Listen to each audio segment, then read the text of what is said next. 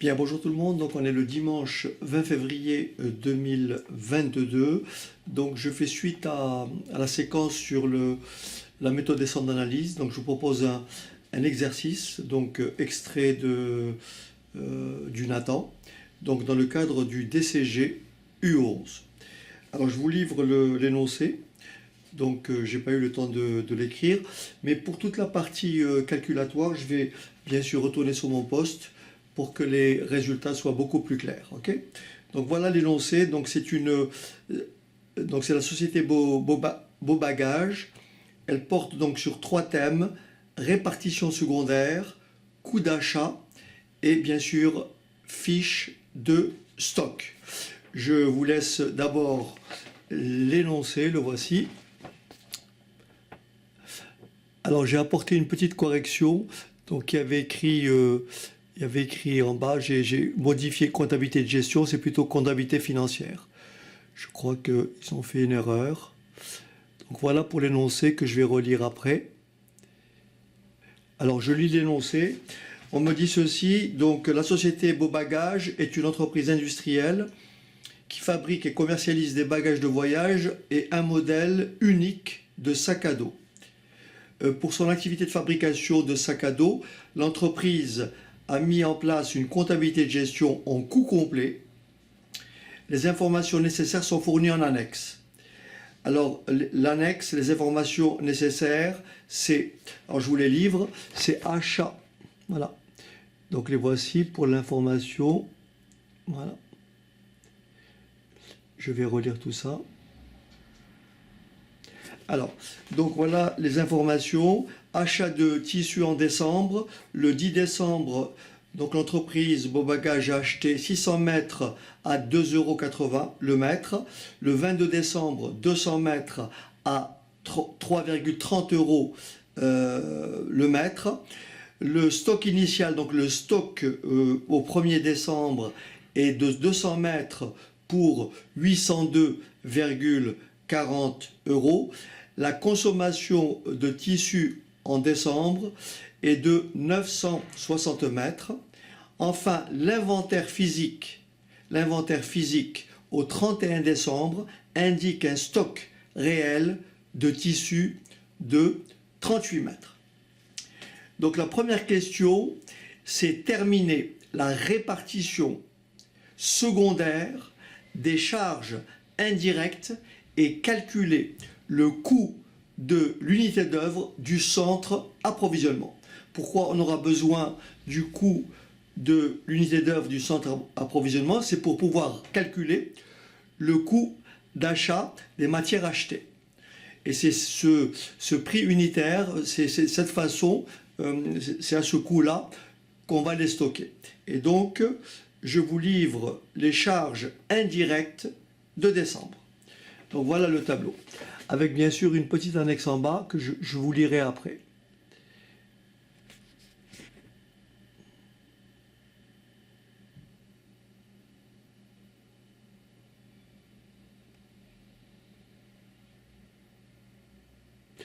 Très bien. Donc ici, nous avons ce qu'on appelle une première répartition primaire. Nous avons 2 centres auxiliaires qui sont la gestion de personnel et la gestion de matériel.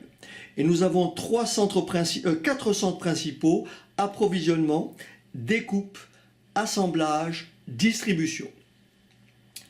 Et donc là, il est question de prestations croisées ou de prestations réciproques.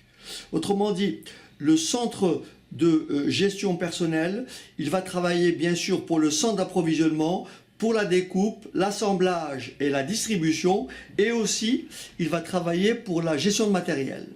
En revanche, la gestion de matériel va travailler bien sûr pour la gestion de personnel, et donc simplement pour la découpe et l'assemblage. Et donc, après la répartition secondaire, on va déterminer donc le coût de l'unité d'œuvre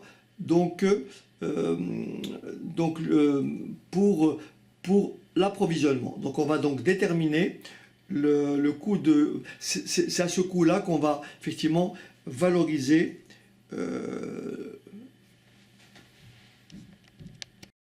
enfin, qui nous permettra donc de tenir la fiche de stock.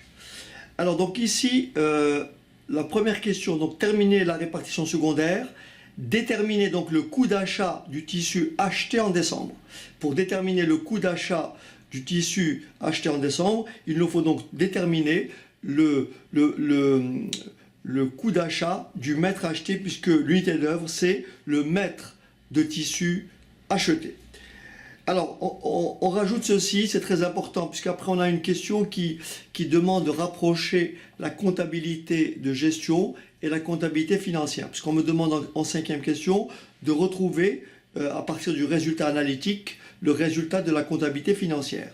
Et pour ça, on me livre certains éléments. On me dit, parmi les charges indirectes, figurent 500 € de charges supplétives, certaines dépréciations de la comptabilité financière pour un montant de 850 € n'ont pas été retenues, et somme des résultats analytiques de décembre, 2800 €. Donc tout ça, je l'expliquerai à la fin. Donc on va commencer déjà par, comment dirais-je, déterminer ce qu'on appelle la répartition secondaire. On va, dans un premier temps, essayer donc de vider, de rendre à zéro toutes les charges indirectes, donc gestion personnelle et bien sûr gestion matérielle.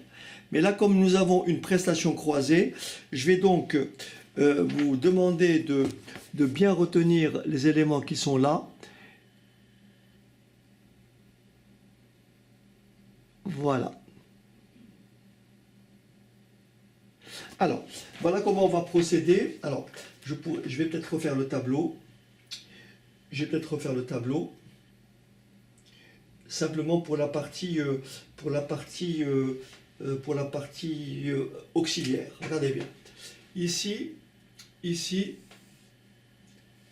j'ai gestion personnelle. Ici, j'ai gestion matérielle. D'accord? Donc là, j'ai les totaux de la répartition primaire. Donc ici, les totaux.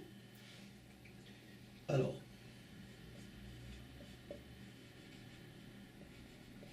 pour la gestion donc de personnel, j'ai 759,50 €.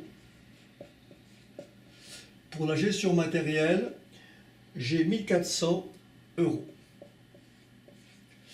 Et donc ici, j'ai gestion personnelle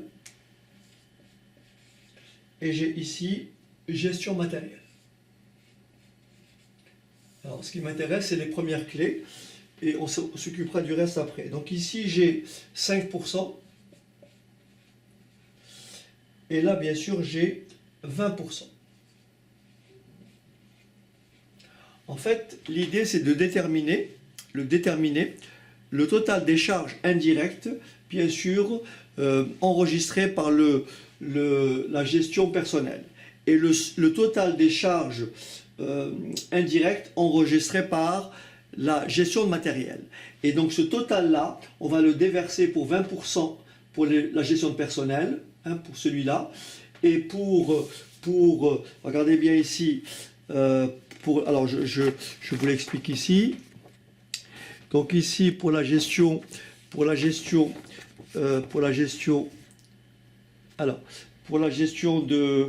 de personnel, nous avons donc 5% qui vont aller dans la gestion matérielle, 15% approvisionnement, 15% découpe, 40% assemblage et 25% distribution.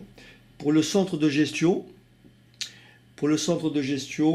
du matériel, nous avons 20% qui vont aller au centre du personnel, 40% au centre de découpe et 40% en assemblage. Ok? Alors, donc ici nous avons à déterminer la quantité X. Vous voyez, donc je vais mettre en rouge. Il faut donc déterminer le montant des charges indirectes, gestion personnelle à répartir. Et ici, gestion matérielle que j'appellerai Y. Alors il faut bien comprendre le principe. En fait, il faut que une fois que la répartition secondaire sera faite, c'est-à-dire l'objectif, c'est de ramener à zéro le total gestion matérielle et gestion personnelle. Donc là, il faudrait que j'ai 0 à la fin. J'ai 0 à la fin. Il faudrait que ça, plus ça, plus ça, fasse 0. Il faudrait que ça, plus ça, plus ça, fasse 0. Ok. Donc là, juste pour que vous compreniez, si je rajoute mes centres principaux, donc là, qu'est-ce que j'ai comme centre principal? J'ai ensuite approvisionnement, appro, ensuite j'ai la découpe, ensuite j'ai l'assemblage, et ensuite j'ai la distribution. Au passage, tout ce qui est découpe, assemblage, ça relève du coût de production, et tout ce qui est distribution relève du coût hors production. D'accord? Donc là, ici, le pourcentage, alors on a dit 5%, donc là on a dit 15%, là on a dit 15%, là on a dit 40%, et là on a dit 25%.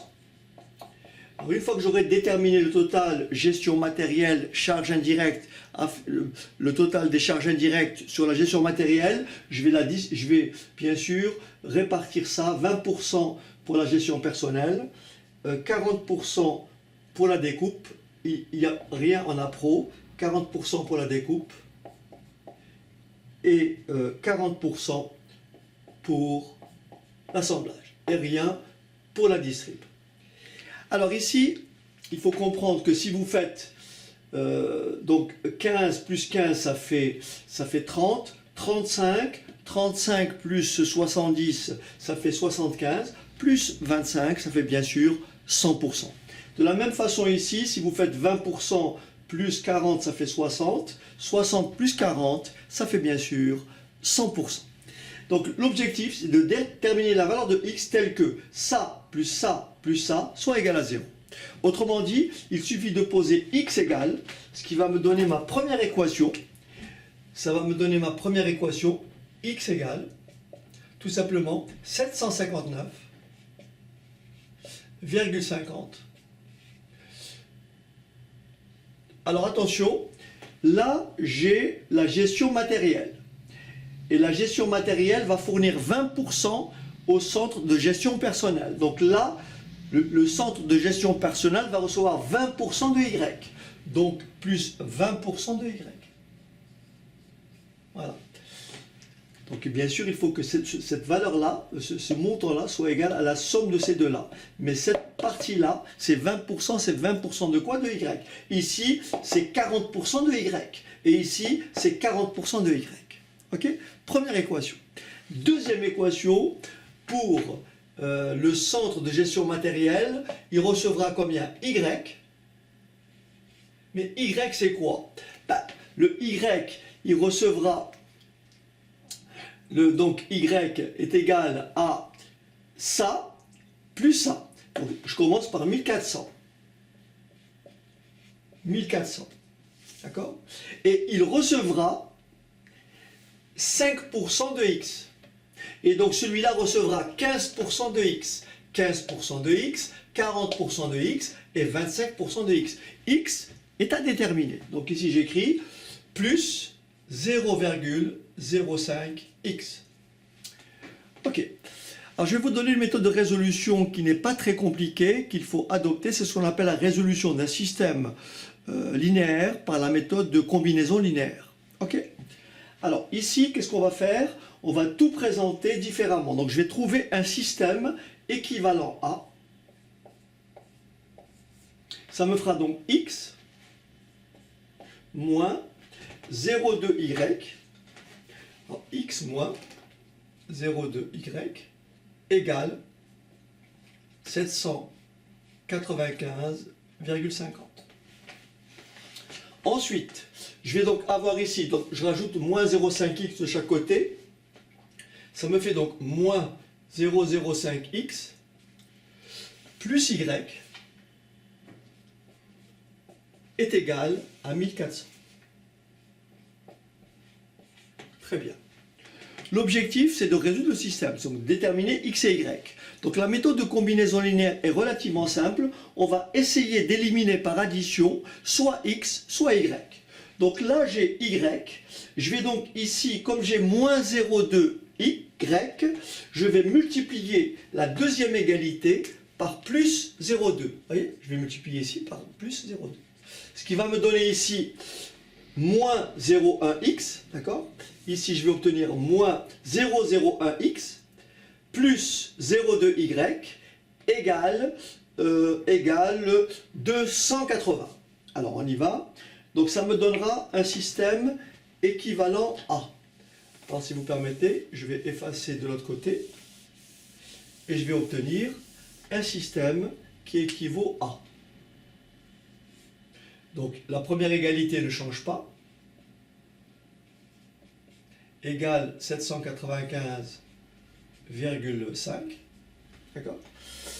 La deuxième égalité, je multiplie tout par 0,2. Ça me fait donc moins 0,01x. Hein? 0,2 fois moins 0,05, ça fait moins 0,01x, plus 0,2y,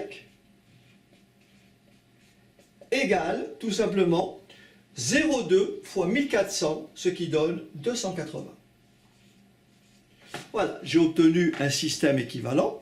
Et bien sûr, vous avez ici moins 0,2y et ici vous avez plus 0,2y. Il ne me reste plus qu'à faire une addition membre à membre. Je fais donc égalité 1 plus égalité 2. Ce qui me donne x moins 0,01x. Alors je l'écris pour ceux qui ont des difficultés avec les mathématiques. Voilà. Et là j'écris pas parce que moins 0,2y plus 0,2y, ça fait 0. C'est l'objectif même de la méthode, c'est d'éliminer par addition une des inconnues. Et ensuite je fais égal 795,5 plus 280. Je vous laisse faire le calcul ici. Ça me fait tout simplement combien? 0,99x égale, alors que je ne me trompe pas, 1039,5. Très bien. Pour trouver x, je divise les deux membres par 0,99, ce qui me donne x égale 1039,5 divisé par 0,99 et j'obtiens tout simplement 1050. Alors bien entendu, j'aurais pu faire tous ces calculs-là sous Excel, mais ça fait trop statique en fait. C'est pour ça que j'aime bien aussi le tableau. Donc je vais quand même faire un mixte aujourd'hui parce que ce genre de calcul en comptabilité de gestion, comptabilité analytique, nous avons beaucoup de calculs et c'est vrai que le tableau s'y prête pas très bien. Bon, voilà, donc nous avons trouvé. Alors ici, ça veut dire quoi? Ça veut dire que ici, j'aurai 1050. Là, j'aurai moins 1050. Et maintenant, je vais trouver y. Pour trouver y, je vais injecter cette valeur, soit ici, soit ici. C'est plus facile de l'injecter là. J'ai donc y égale à combien? J'ai donc y égale à combien? Tout simplement, y est égal à combien? À 1400. À 1400 plus 0,05 que multiplie x, que j'ai trouvé ici, 1050. Donc je vous laisse faire le calcul, et ça fait y égale, alors ça me donne 1452,50. Donc en fait ici, j'ai exactement moins 1452,50. Et maintenant, je vais pouvoir répartir ce montant, 5% ici, 15%, 15%, 40% et 25%. Répartir cette charge, cette total de charge indirecte, de gestion matérielle, à hauteur de 20% pour la gestion personnelle, 40% pour la découpe et 40% pour l'assemblage. Alors, donc ici, ça me fera donc du 20%. Alors, 20% de ça. Alors là, j'ai fait les calculs. Si vous permettez, je vais juste remonter un petit peu ma feuille de calcul que je vous montrerai tout à l'heure. Alors, voilà. J'ai fait les calculs. Et donc là, ça me donne 52, 15%, 15%, 40% et 25%. Donc ici, j'obtiens alors 52,50. Donc ici, 52,50. Ensuite, 157,50. Voilà. Ensuite, 420. Il me manque quelque chose. Attendez. Alors, gestion matérielle. Très bien. Ensuite, appro 157,50. Ah oui, découpe 157. Ah oui, donc j'ai 157, encore 50. Voilà.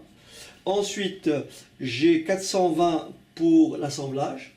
420 € pour l'assemblage. Et enfin, 262,50 pour la distribution. Donc voilà comment j'ai réparti la gestion personnelle. Donc le total des charges, donc affecté à la gestion personnelle. Maintenant je passe à la gestion matérielle. Et donc ici, rappelez-vous tout à l'heure, on avait, je ne me rappelle pas combien, on avait je crois 20%, oui c'est ça. 20% puisque c'est écrit. Alors donc ici ça me fait 20% de 1400, etc. Ça me fait donc 290,50. Donc ici ça me fait alors en appro il n'y a rien et là ça fait 581 deux fois. Donc ici 40%, ça me fait 581 deux fois. 581,0 hein, et 581. Voilà. Donc en fait maintenant, si vous calculez, si vous faites la somme, si vous faites, donc là j'ai obtenu quoi? Là maintenant je vais obtenir quoi? Alors je recopie ce qu'on avait pour la répartition primaire. On a 1400, là on avait 1110, 1100,10. Ensuite pour la découpe, on avait 1500. Tout ça, je vous montrerai après une feuille Excel beaucoup plus propre. 1500. Ensuite, pour l'assemblage, nous avons 2200. Et enfin, pour la distribution, nous avons 600. Donc ça, c'était les totaux primaires. Et maintenant, je peux écrire totaux secondaires. Totaux secondaires. Donc les totaux secondaires, bien sûr ici, si je fais ça plus ça moins ça, ça fait 0. Si ça ne fait pas 0, c'est qu'on a fait une erreur. Ensuite, si je fais, si je fais 1400 plus 52,50 moins 1452,50, ça fait 0. Et donc maintenant, je vais faire les totaux primaires. Pour la pro, j'ai trouvé 1257,60. 1257,60. La totale répartition secondaire pour l'assemblage, j'ai 3201. 3000, non, ça c'est pour la pro, pour la découpe, 2238,50. 2238,50. Ensuite, pour l'assemblage, j'ai 3201. 3201. Et enfin, pour la distribution, j'ai 862,50. Voilà. Voilà le total de la répartition comment? Secondaire. Et rappelez-vous la seconde question, on me demandait de déterminer le coût d'achat du tissu acheté en décembre. D'accord? Le coût d'achat du tissu acheté en décembre. Il me faut donc calculer le nombre d'unités d'œuvre. Rappelez-vous, l'unité d'œuvre c'est quoi? C'est le mètre acheté. C'est le mètre de tissu acheté. Mètre de tissu, d'accord? Mètre de tissu, ok? mètre de tissu acheté. Ok. Et donc ici, je vais déterminer le nombre d'unités d'œuvre. J'ai le nombre d'unités d'œuvre, nombre d'unités d'œuvre, et j'ai le coût de l'unité d'œuvre. Je vais calculer le coût de l'unité d'œuvre. Et c'est ça qui me permettra, bien sûr, de calculer le coût d'achat des matières achetées. D'accord? Alors, j'ai bien sûr, rappelez-vous, on a acheté, on a le mètre de tissu acheté, on a acheté 600 mètres le 10 décembre et 200 mètres le 22 décembre. Ce qui me fait un nombre d'unités égal à combien tout simplement? À 800. Donc nous avons acheté pour 800 mètres.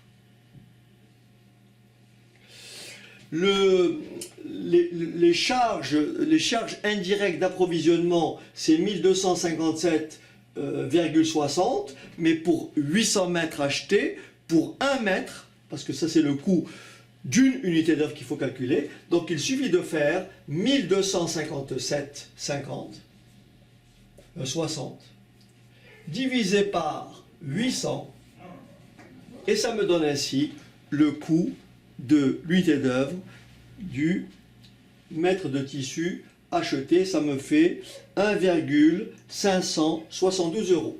Donc l'unité d'œuvre, le coût de l'unité d'œuvre, le coût du mètre acheté, c'est 1,572 €. Très bien.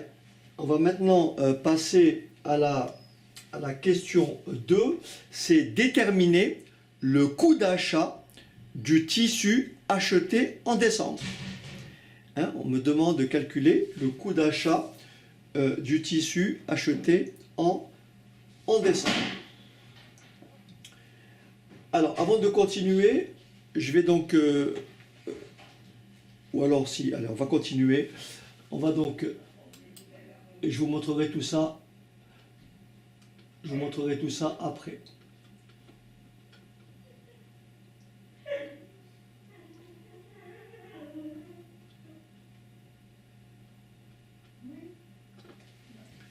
Alors, le coût d'achat donc du tissu acheté en décembre, c'est tout simplement... Il y a le chien qui s'impatiente. Bon, alors je vais essayer de refaire ça sur ce tableau-là. Donc, on va calculer donc le coût d'achat du tissu acheté en décembre. Donc qu'est-ce qu'on a? On avait acheté pour 200 mètres et 800 mètres. 200 mètres, alors 200 mètres à... Alors regardez bien, on a acheté donc 200 mètres à 2,80 €, d'accord? On a acheté 200 mètres à 2,80 € et on a acheté 600 mètres à 3,30 €. Donc voilà ce que ça va donner. Donc je vais écrire coût d'achat du tissu acheté en décembre. Donc coût d'achat.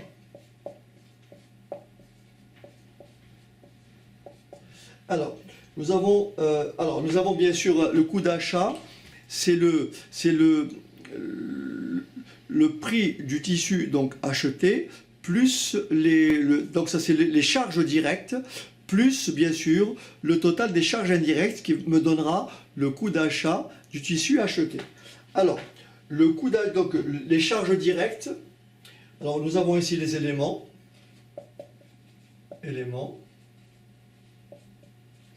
Alors nous avons les quantités, nous avons le prix unitaire et nous avons le montant. Alors pour les charges directes, donc on va calculer, donc c'est nos charges directes. Charges directes. Alors en quantité, on avait 600 mètres. Prix unitaire, on a dit 2,80 € pour un total de 1680. Ensuite, on a 200 mètres à 3,30 €. Donc pour un total de 660. D'accord? Donc ça, c'est tout simplement le prix. Ça, c'est ce qu'on a calculé ici. Ce qu'on va calculer ici. Donc ça, c'est le prix du tissu acheté. Hein? C'est le prix du tissu acheté qui s'élève à ça plus ça. D'accord? Mais il nous faut calculer le coût du tissu acheté. Donc à ça, il faut rajouter les charges indirectes d'achat, les charges indirectes d'approvisionnement qu'on a déterminées précédemment. Donc on va les calculer sur la base de combien? Sur la base donc là nous avons les charges directes. Je rajoute en bas les charges indirectes. Les charges indirectes. Charges indirectes. Alors bien sûr, elles relèvent de quoi? Elles relèvent du centre d'approvisionnement. Centre d'appro. Donc les charges indirectes, le total c'est combien? Le total c'est 800 mètres. D'accord? Ici donc j'ai 600 plus 200, ça fait 800 mètres. Rappelez-vous, le coût de l'unité d'œuvre, on avait trouvé rappelez-vous, 1,572 €. Hein, ça c'est le coût de l'unité d'œuvre, donc le coût du mètre acheté, c'est-à-dire le coût, la charge indirecte. Pour le mètre de tissu acheté, c'est 1,572.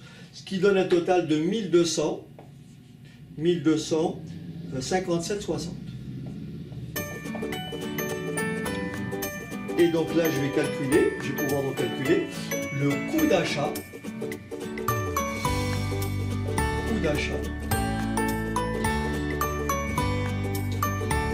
Du tissu acheté.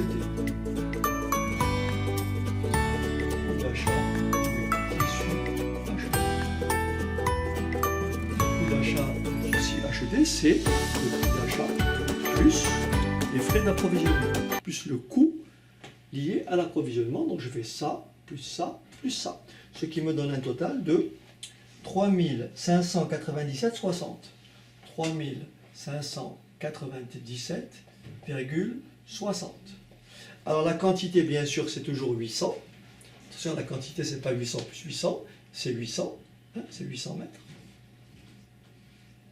Et donc, le coût d'achat unitaire, c'est 3597,60 divisé par 800. Et c'est ce coût-là qui me permettra de valoriser donc, les stocks. C'est-à-dire pour voir, on va stocker à quel coût? À ce coût unitaire qui est de combien? 3597,60 divisé par 800, ça me fait 4,497. Donc voilà la réponse à la question 2. Déterminer le coût d'achat du tissu acheté en décembre. Ensuite, on me demande de présenter le compte de stock de tissu selon la méthode du coût moyen pondéré de fin de période. Bon, là, je vais le faire. Alors, je le fais au tableau, ça ne va pas être très propre, mais encore une fois, je vous montrerai la feuille Excel où les choses paraîtront plus clairement. Alors voilà. Donc, on va tenir notre fiche de stock de tissu. Rappelez-vous, coût d'achat 4,497. On me demande une tenue de valoriser les stocks. Il faut les valoriser selon la méthode du coût unitaire moyen pondéré de fin de période. Okay, parce qu'il y a plusieurs méthodes. On peut bien sûr, j'en ai déjà parlé lors d'une séquence précédente, soit le CUMP en début de période, soit le fin de période, comment dirais-je, soit la méthode PEP, soit la méthode DEPS. Okay, donc ici, c'est valoriser les stocks au coût unitaire moyen de fin de période. Donc ici, ma fiche de stock, elle va se décomposer comme ceci. Nous avons donc ici nos éléments. Alors ici, nous avons les éléments, alors les quantités, le prix unitaire et le montant et le total. D'accord? Et le total. Alors ici, au 1er décembre, donc là il y a les dates, donc au 1er décembre, nous avons un stock initial. Alors stock initial,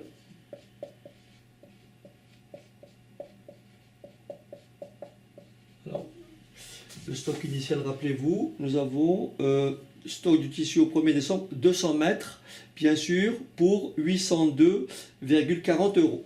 Donc nous avons ici un stock initial de 200 mètres pour 802,40 €. On peut calculer le prix unitaire, il suffit de diviser 802 par ce qu'a fait, je l'ai fait, ça fait 4,012. 4,012. Donc ici, nous avons les entrées. Alors, nous avons deux entrées successives. Nous avons une entrée le 10 décembre et nous avons une deuxième entrée le 22 décembre. Et apparemment, nous avons une consommation de tissu en décembre de 960 mètres. Puisqu'on me demande de valoriser selon la méthode du coût unitaire moyen pondéré de fin de période. Donc on va avoir nos entrées tout simplement. On a nos entrées du 10 décembre et nos entrées donc du 22 décembre. Donc ici j'ai deux entrées, entrée, j'aurais pu les additionner puisque je fais ça en global. Donc ici entrée, donc entrée. Donc on a dit ici d'abord 600, non d'abord oui 600 et ensuite 200. Attention, le prix unitaire c'est le coût d'achat des matières achetées. C'est ce qu'on avait trouvé précédemment, c'est le coût d'unité d'œuvre qu'il faut intégrer, donc ça fait, on avait trouvé 4,497. Donc ici 4,497. Et ça me donne un total de 2008,2. Je vois pas très bien, 2008,2. Et pour les 200 mètres, donc toujours pareil, 4,497. Et ça me donne 899,4. 899,4. Donc là, je vais écrire en bas le disponible. Donc là, j'ai mes entrées. Donc là, ici, j'ai le disponible. Donc disponible.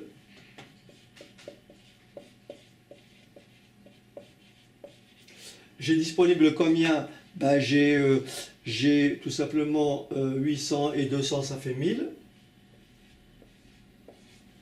D'accord? 1000. Je fais le total ici puisqu'on valorise au coût unitaire moyen pondéré. Donc il suffit de faire le montant total divisé par la quantité. Et on trouvera donc ce qu'on appelle le coût unitaire moyen pondéré de fin de période. Donc là, si je fais le total, ça me fait 4400. Donc là, j'obtiens 4400.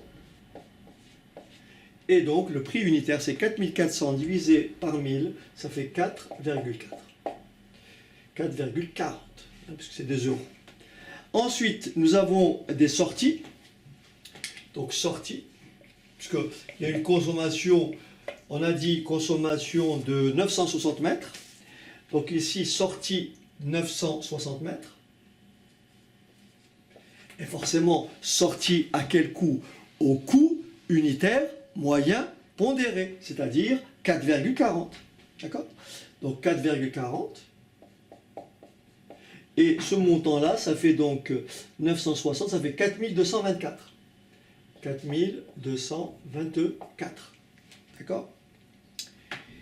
Et donc forcément, stock initial plus entrée moins consommation égale stock final. Stock initial plus entrée 1000, consommation 960, stock final théorique, stock final théorique, stock final théorique, stock final théorique, c'est 1000 moins 960, ça fait 40. 40 à 4,40 €, ce qui fait 167,20 €. Donc voilà, donc ça c'est le stock final théorique. Mais attention, l'énoncé me dit ceci, l'inventaire physique au 31 décembre, indique un stock réel de tissu de 38 mètres. Donc en fait ici, j'ai le stock final théorique, j'ai le stock final réel,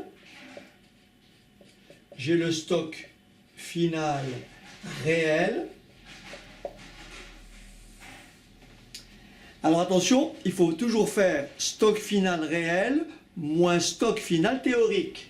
Stock final réel, ça fait 38. Et donc là, je vais calculer ce qu'on appelle la différence d'inventaire. Pour trouver la différence d'inventaire, vous faites stock final réel moins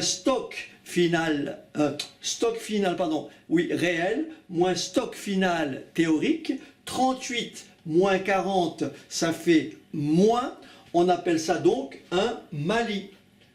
2, et on appelle ça un Mali.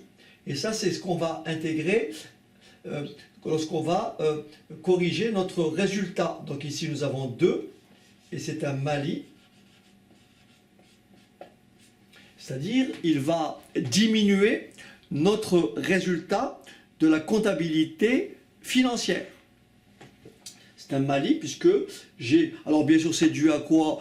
C'est dû que peut-être, en fait, le stock réel est 38 parce qu'au passage, on a cassé, on a découpé un tissu qui était inutilisable, enfin des choses comme ça. Voilà. Donc ici, bien sûr, tout ça à 4,40 €, hein, tout ça à 4,40 €. Donc ici, nous avons 167,2. Et la différence, pas 167, c'est pas 167, ici je me suis trompé, là c'est 40 à 176, ouais, je suis trompé. Donc là c'est 176,00. Et ensuite j'ai 167,2 et nous avons bien sûr une différence d'incorporation de 8,20 €, 8,80 €. Donc ça fera l'objet d'un calcul juste après. Donc voilà pour la première partie. Donc maintenant on va passer à la partie suivante. Voilà ce qu'on me dit. Donc, parce que la question numéro 4, ah oui, numéro 4, quel est l'intérêt pour l'entreprise? Donc, la question numéro 4, qu'est-ce qu'elle dit? Quel est l'intérêt pour l'entreprise? Alors, voilà, la question numéro 4. Est-ce qu'elle est où la question numéro 4? Ah, pardon, je ne vois pas très bien la feuille. Très bien. Question numéro 4. Quel est l'intérêt pour l'entreprise d'effectuer le rapprochement entre les résultats analytiques et le résultat de la comptabilité financière? Donc, il faut savoir d'abord que plus bas, rappelez-vous, plus bas, le résultat analytique est de 2800 et on a rajouté certains éléments. Donc, entre autres charges supplétives, des charges non incorporées, enfin, dotation aux amortissements. Et bien sûr, il faut intégrer ce Mali lié donc à un stock final insuffisant par rapport à un stock réel inférieur au stock théorique. Donc voilà, donc les charges bien sûr supplétives, n'existent pas en comptabilité financière. Donc il va falloir les rajouter, au résultat analytique. Hein, les charges supplétives n'existent pas en comptabilité financière. Donc on va les rajouter aux charges de la comptabilité des résultats analytiques. Les charges non incorporées qui figurent en comptabilité financière n'ont pas été prises en compte en comptabilité de gestion. Par conséquent, on va les retirer. D'accord? Donc on va donc les retirer du résultat analytique. Et bien sûr, nous avons une perte de 2 mètres de tissu qui va bien sûr diminuer notre résultat. Donc on va encore aussi les retirer de notre résultat analytique pour effectivement rechercher ce qu'on appelle une concordance entre le résultat de la comptabilité de gestion et le résultat de la comptabilité financière. Alors, donc, voilà ce que ça va donner. Et ensuite, je mettrai toutes ces planches-là, je les mettrai au propre à la fin de la séquence. Hein, à la fin de la séquence. Donc, si vous voulez ne pas visualiser tout ça de façon un peu brouillonne, vous pouvez reprendre la vidéo juste à la fin avec tous les éléments que je viens bien sûr d'indiquer. Alors voilà ce qu'il faut, donc pour retrouver le résultat de la comptabilité bien sûr financière. C'est la dernière question. Donc à partir de ces données-là, retrouver le résultat de la comptabilité financière. J'ai corrigé parce qu'ils indiquaient que c'est la comptabilité de gestion. Alors voilà, donc on va retrouver le résultat de la comptabilité financière. Alors on va écrire ici différence d'incorporation. Différence d'incorporation. Incorporation. Alors bien sûr, au départ, nous avons notre résultat analytique. D'accord? Donc, résultat analytique.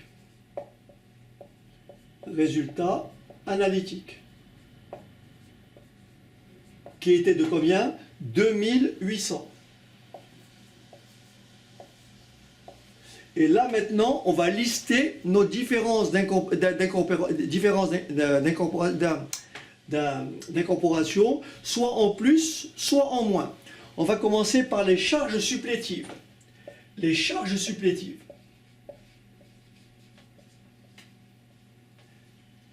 Alors je vous rappelle ce que c'est une charge supplétive. C'est bien sûr la rémunération du dirigeant. D'accord? En comptabilité financière, cette charge n'apparaît pas. Donc, charge supplétive, ou bien sûr la rémunération des capitaux propres. Ok? Et cette charge supplétive, elle a été comptabilisée en comptabilité donc, de gestion pour un montant de combien? De 500 €. Donc là, forcément, comme elle a été déduite, donc il faut la réintégrer, donc ce sera plus 500. D'accord? Plus 500. Ensuite, nous avons des charges non incorporées.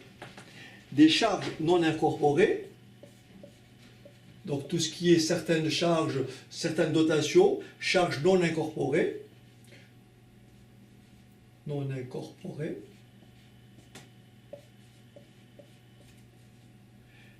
Et donc forcément, on n'en a pas tenu compte dans la comptabilité de gestion. Il va falloir bien sûr les réintégrer en comptabilité financière. Et le montant de ces charges est de 850 €. Donc ils vont gréver le résultat, ça sera donc moins 850. Et bien sûr, nous avons une différence d'inventaire, mais bien sûr en moins, puisque on a un stock réel qui est inférieur au stock théorique. Et donc là, nous avons une différence d'inventaire pour 8,80 €. Et bien sûr, en moins. Donc ça fait 2800 plus 500 moins 850 moins 8,80 et j'ai trouvé 2441,20. Voilà. Donc ceci est d'abord un premier jet. Donc à la fin de la séquence, je vais reprendre tous mes tableaux de façon plus propre. Comme ça, vous aurez et l'énoncé et les réponses. Voilà. Encore une fois, je vous dis, avant de vous quitter, de remarquez, je vous le dirai à la fin. Ok. Mais, ceci étant, n'hésitez pas à commenter et à tout à l'heure pour la suite. Très bien, donc je ne reviens pas sur l'énoncé, répartition secondaire, coût d'achat, fiche de stock. Donc ça, ce sont les informations que l'on a, donc informations relatives à la comptabilité de gestion. Donc ça, c'est le achat de tissu de décembre. Là, c'est le stock au 1er décembre, 200 mètres. Donc nous avons un inventaire physique qui a donc, on a relevé un stock réel de 38 mètres. Et on me demande dans une première question de déterminer la répartition secondaire des charges indirectes et calculer le coût de l'unité d'œuvre du centre approvisionnement. Alors, le centre approvisionnement, son unité d'œuvre, c'est le mètre de tissu acheté. Donc ça, c'est ma répartition primaire. Donc là, je vous ai détaillé comment on fait pour déterminer la répartition secondaire. On va donc fixer ici, déterminer la quantité X et la quantité Y, de sorte que X plus X soit égal à 759,50 plus 20% de Y, et que Y égale 1400 plus 5% de X. On résout le système, et donc on a déterminé, et on a trouvé X égale, donc là j'ai ma répartition secondaire. On a trouvé X égale 1050, et Y égale 1452,50. Donc en répartissant 1050 donc, de la façon suivante, 5%, 15%, 15%, 40%, 25%. Donc nous obtenons ce qui est indiqué ici. Donc 52, 50, etc. Bien sûr, si je fais la somme, le total ici, je retrouve 1050. Hein, si je fais la somme ici, si je fais le total, je retrouve bien entendu 1050. Et si je fais le total ici, répartition donc secondaire, donc gestion matérielle donc répartie, si je fais la somme, je retrouve 1400, bien sûr, 52, 50. Ok. Donc, alors maintenant, si on fait le total ici, ça fait bien 0. Le total ici, ça me fait bien 0. Et donc, le total approvisionnement, 1257,60. Découpe, je fais la somme. Assemblage, je fais la somme. Et distribution, je fais la somme. Et comme on le voit, les centres auxiliaires ont été vidés de leur contenu. Donc, gestion du matériel à 0, gestion du personnel à 0 et gestion du matériel à 0, puisque ils ont contribué à l'approvisionnement pour le personnel, à l'approvisionnement, à la découpe, à l'assemblage et à la distribution. Pour la gestion de matériel, la contribution a été à la découpe et à l'assemblage. Et donc, nous avons le nombre d'unités d'œuvre. On a donc acheté 800 mètres de tissu. Et donc, le total des charges indirectes en approvisionnement, c'est 1257,60, ce qui veut dire que le coût de l'unité d'œuvre, c'est 1,572. On me demande maintenant de déterminer le coût d'achat du tissu acheté. Donc ça, je l'ai fait, au tableau. Donc, je vous rappelle, pour trouver le coût d'achat, bon, je vais peut-être le faire ici. Très bien, donc le coût d'achat du tissu acheté.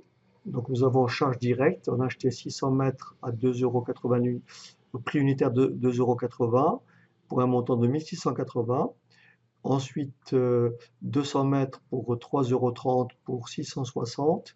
Les charges directes d'approvisionnement, on les a ici, 1257,60. Bien sûr, il y a 800 unités d'œuvre. Et donc, le coût d'unité d'œuvre, c'est 1,572, ce qui veut dire que le coût d'achat des tissus achetés, c'est le total des charges directes et des charges indirectes, c'est-à-dire 3 597,60 pour un total de 800 mètres, ce qui veut dire un prix unitaire ou un coût d'achat des tissus achetés de 4,497. Autrement dit, on va donc stocker pour ce montant à ce prix, à ce coût. Et donc la question d'après, présenter le compte de stock de tissus selon la méthode du coût moyen pondéré de fin de période. Donc ici, on a tenu donc nous avons notre tenue de stock. Alors nous avons un stock initial,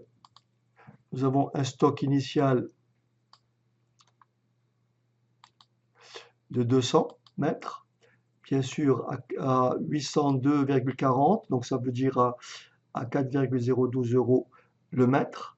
Rappelez-vous, donc là, on va calculer le coût unitaire moyen pondéré de fin de période. Donc là, on fait le total. Donc, en fait, on fait le total ici, 4400, ça, plus ça, plus ça, divisé bien sûr par la quantité, c'est-à-dire 1000. Donc 4400 divisé par 1000, ça fait donc un coût de 4,40. Donc ça, la sortie, on va la valoriser à 4,40 €. OK? Et donc nous avons une sortie de 960 mètres, donc valorisée à 4,40 €. Donc 4,40 € étant le coût unitaire moyen pondéré de fin de période, ce qui me donne une sortie totale de 4224. Et donc, stock initial plus entrée moins sortie, ça me fait le stock final théorique. D'accord? Pour 176 €. Mais dans l'énoncé, on vous dit que l'inventaire physique au 31 décembre indique un stock réel de tissu de 38 mètres. Donc ça, c'est le stock réel. Et forcément, nous avons un stock réel qui est inférieur au stock final théorique. Et donc, nous avons un Mali de 2. 38 moins 40, ça fait moins 2. Donc, nous avons ici une différence d'inventaire de moins 8,80 €. Ensuite, quel est l'intérêt pour l'entreprise d'effectuer le rapprochement entre les résultats analytiques et les résultats de la comptabilité financière? Donc voilà, les charges supplétives n'existent pas en comptabilité financière, il faut les rajouter aux résultats analytiques. Les charges non incorporées figurent en comptabilité financière mais n'ont pas été prises en compte en comptabilité de gestion. Il faut donc les soustraire des résultats analytiques pour retrouver les résultats de la comptabilité financière. J'ai une petite faute. Voilà. Ensuite, la perte de 2 mètres de tissu sera enregistrée en comptabilité financière. Elle n'a pas été prise en compte dans la comptabilité de gestion. Il faut donc la soustraire des résultats analytiques.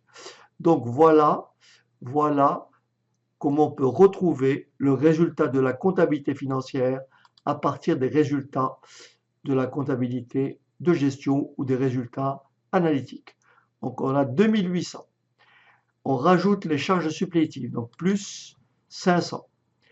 Charges incorporées, moins 850.